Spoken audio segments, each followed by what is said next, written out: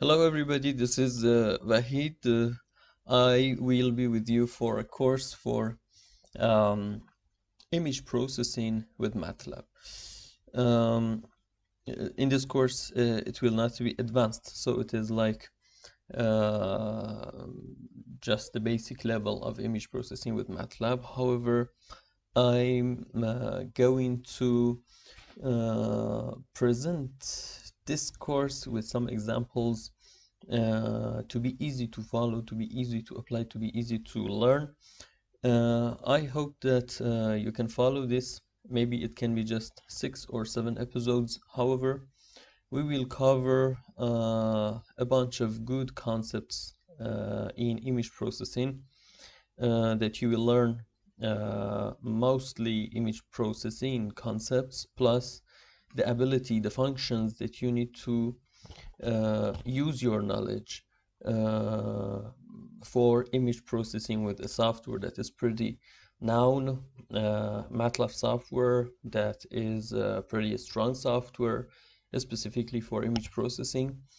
So I'm sure that if you follow me for this course, you will have a good knowledge both in image processing and for applying image processing using MATLAB on some projects or some work that maybe you have for yourself, personal or academically. In this case, uh, I will start with a basic and fundamental and very important topic, that is camera selection. And in the second episode, we will start just working on MATLAB and applying some functions and see the results of them and how they work. And in fact, while I am presenting the functionality of different functions, I will try to give you the concepts, give you some ideas about the reasons of those functions that we are using. In this case, you will have some knowledge on image processing and theory also, um, and science of it. Let's start. Part one is camera selection. It is uh, important, in fact, to present just a few minutes before starting the coding about camera selection, because if you are entering this area of image processing and you may use it for your study, for your research, for your job, so you always need to communicate with cameras. You always need to have some knowledge about the cameras. So this episode is very interesting and necessary. Please don't miss it and don't skip to part 2 quickly, and just watch this episode also for a few minutes. Uh, uh, about camera selection,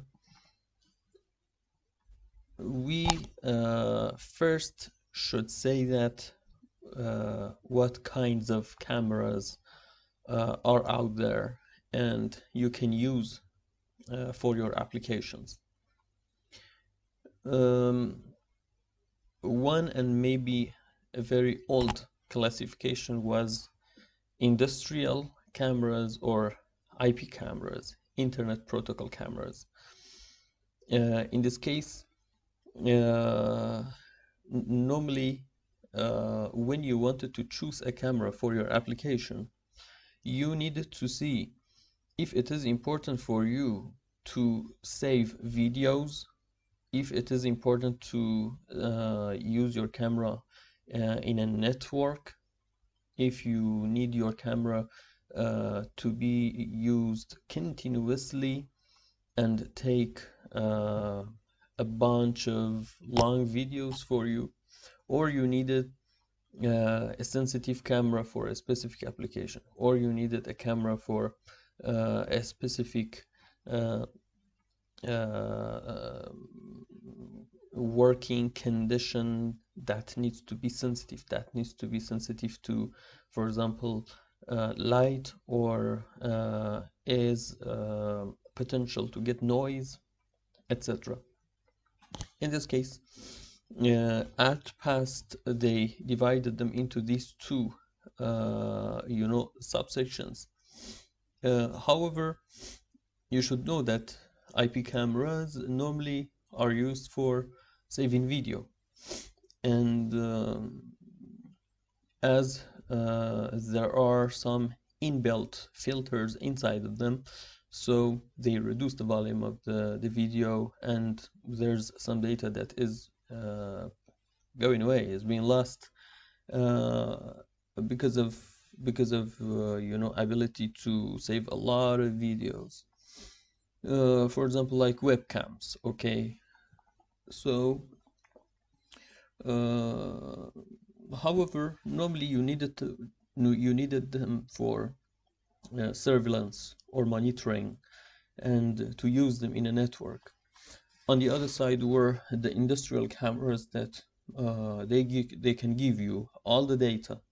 They can give you the raw images, and you can use them for specific applications, for example 3D imaging, for thermal imaging, or other kinds of applications. And next,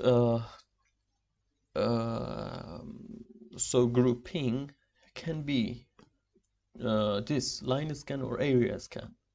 Which type of camera suits you more?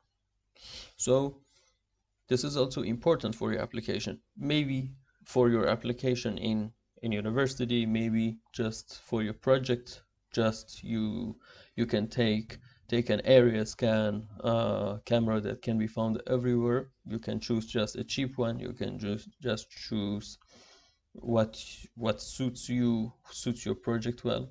However, line scans are pretty interesting for some applications in industry, and so the situation is really important, that and poses some limitations that needs a line scan.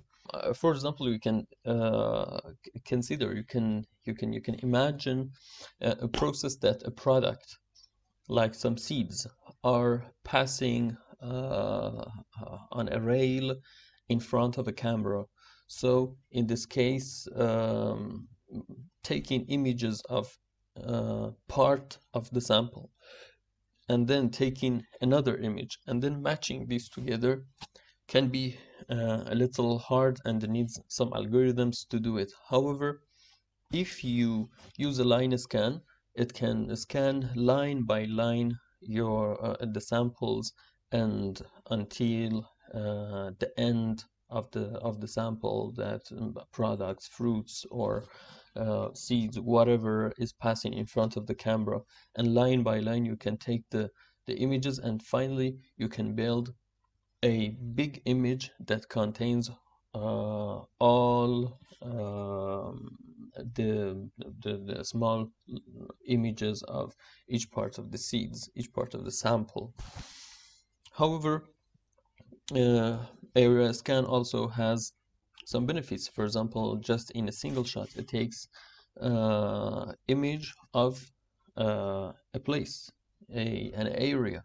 So at the same time, it is taking the image of all those lines. So this is a benefit. For example, if the object is moving very, very fast, so if you take it line by line, of course, reconstruction of the image has some problems, has some errors, because the object moved very, very quickly.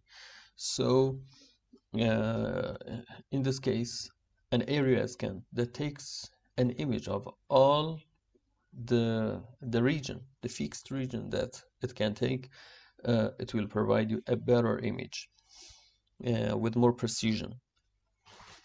Next is to say that a camera can be a color camera, or a monochrome camera.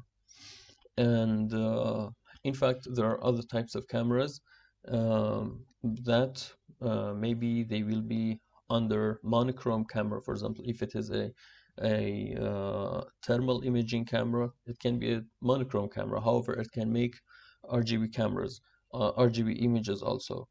However, just generally talking, we can say that which one is better for your application, a color camera or a monochrome camera, because for some applications that you don't need color, using a color camera just produces much more information than needed for you, and processing this information, saving this information can be itself really hard. All right, so a monochrome camera can give you a better quality and with less information to save, to process, and this can be really interesting uh, and important. And you should know that always we are not searching for um, you know a better camera that has more options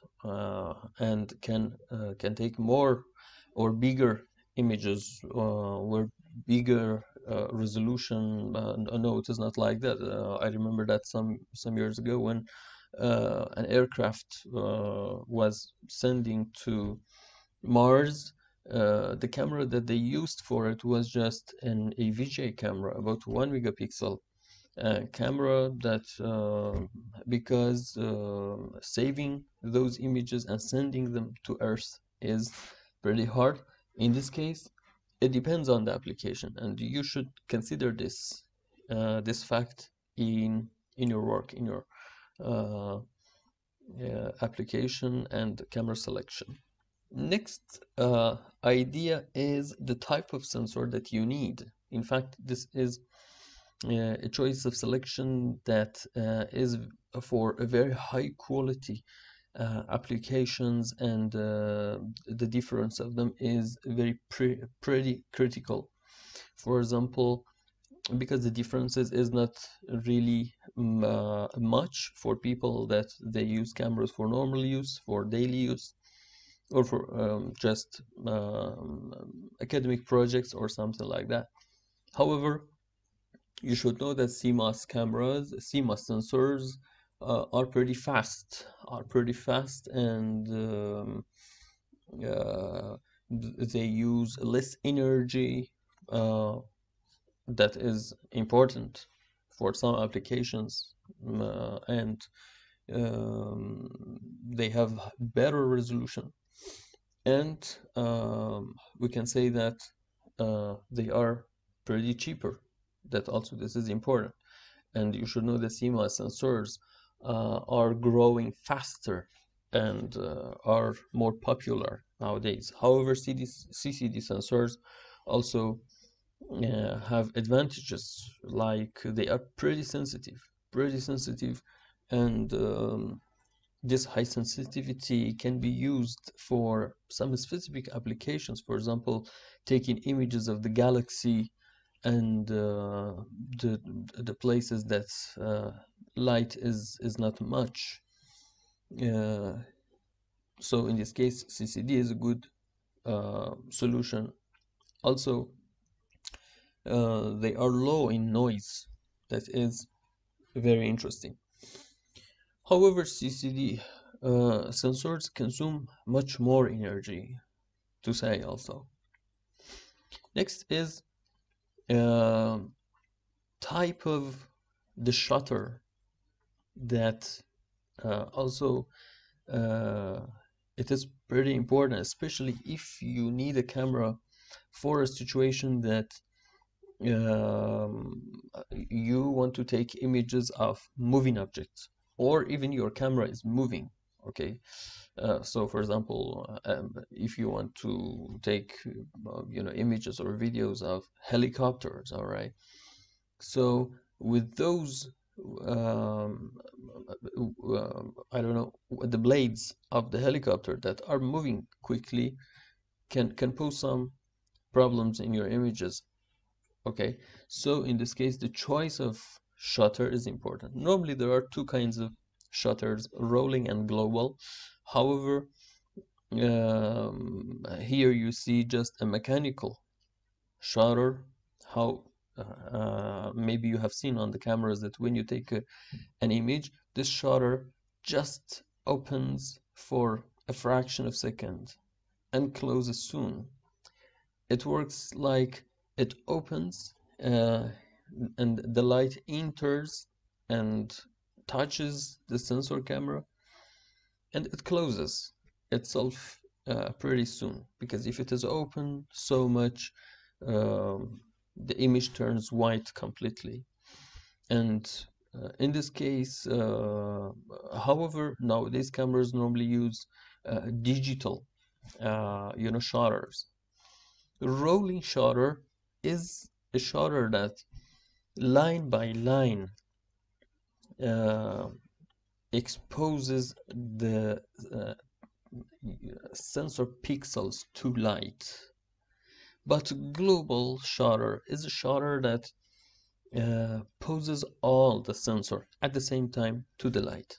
So now you understand that, for example, rolling shutter uh, maybe uh, um, pose problems in the situations that objects are moving fast or the camera is moving.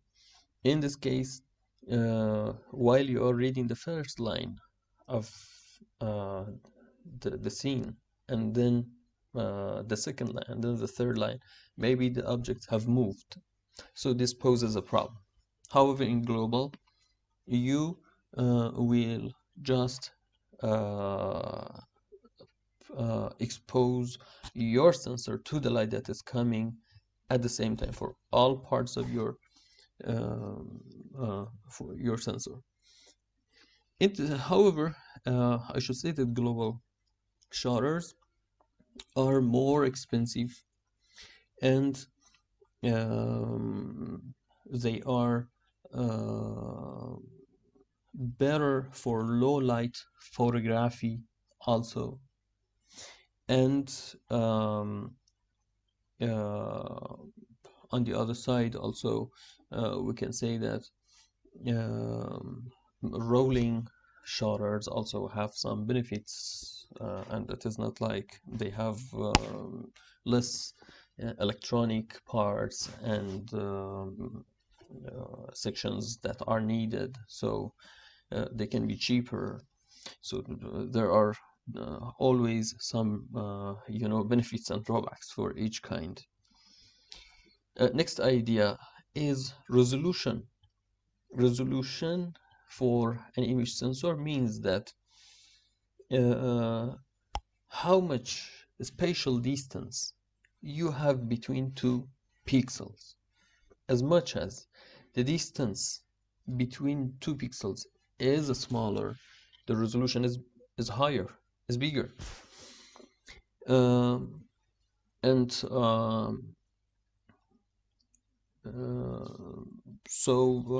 I should say that also for resolution, you should care that always we are not searching for higher resolution, and you should consider the processing of the images after, the time of processing that you need, the computation processing that you need after. In this case, if the sensitivity is so high, if the resolution is so high, the images that you get are bigger, and this maybe cause problems. In this case, as I told you, like the application for galaxy, like the aircrafts that are going to, for example, Mars or Moon, maybe a lower resolution can be a good choice. And next idea is the sensor size. So the bigger the sensor size, the better quality and the higher resolution it is. and the less noise you will have. So this is very important. And as much as the sensor is smaller, it is more susceptible to noise. So this is very important. However, smaller sensors also have some benefits. For example, they are pretty quicker in readout. So, and just being quick in readout, this high speed in readout brings about many benefits, and it all also can be interesting. For example, now you see that in the cell phones that are pretty good in taking images and taking photos, they are pretty interesting. They are pretty quick. They take an image, they do some processing on the image quickly, and they give you a very nice image. So I think this is enough for introduction to this course, and by these ideas that you have about cameras and kinds and different types of cameras, and the resolution that is needed, and the sensor types, the sensor sizes, you can start now processing the images. So in the next episode, we just start reading the images and learning about them and processing them. So see you soon.